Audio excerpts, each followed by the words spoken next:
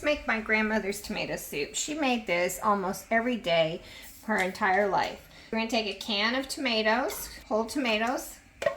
I prefer this kind, the Italian style peeled. I have some crushed tomatoes left over from a recipe I made, so I'm gonna add those in. Guys, this recipe really doesn't have any measurements. My grandmother would can her tomatoes and use 1 quart jar of tomatoes. So we put them in the pan, turn the burner on, medium. I'm gonna get a chopper and I'm gonna chop up the tomatoes. You want big chunks. There's something in here. What's in here? Oh, they got a tomato leaf in there. Okay, any tomatoes work for this, guys. It doesn't matter. Use any tomatoes you want. I thought I saw another piece of that leaf. Oh, I do. Get it out. I don't recommend eating tomato leaves, but okay, there we go. Now, what we need to do is bring this to a boil. And then I'll tell you what we're going to do next. This next step on our tomato soup will all mystify some people, but old timers will know.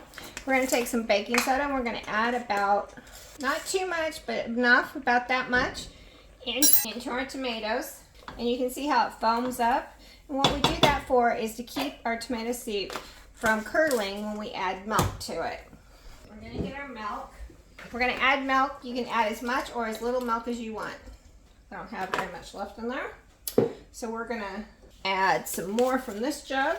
I'm using lactose free because that's what my kids like. My grandmother never measured on this, so we just cooked it as a kid. My mom would make it. And you can kind of see, pour in milk until the milk's pink but not red, if that makes any sense. You're going to turn it on low because you don't want it to burn, but you want to heat the milk.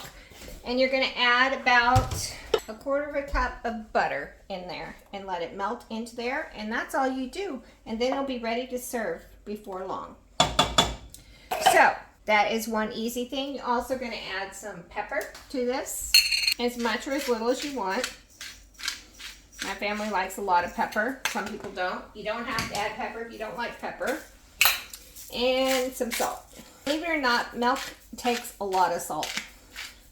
Don't put too much in. People can always add salt to their thing, but you cannot take salt out, guys. So I try to err on the side of low.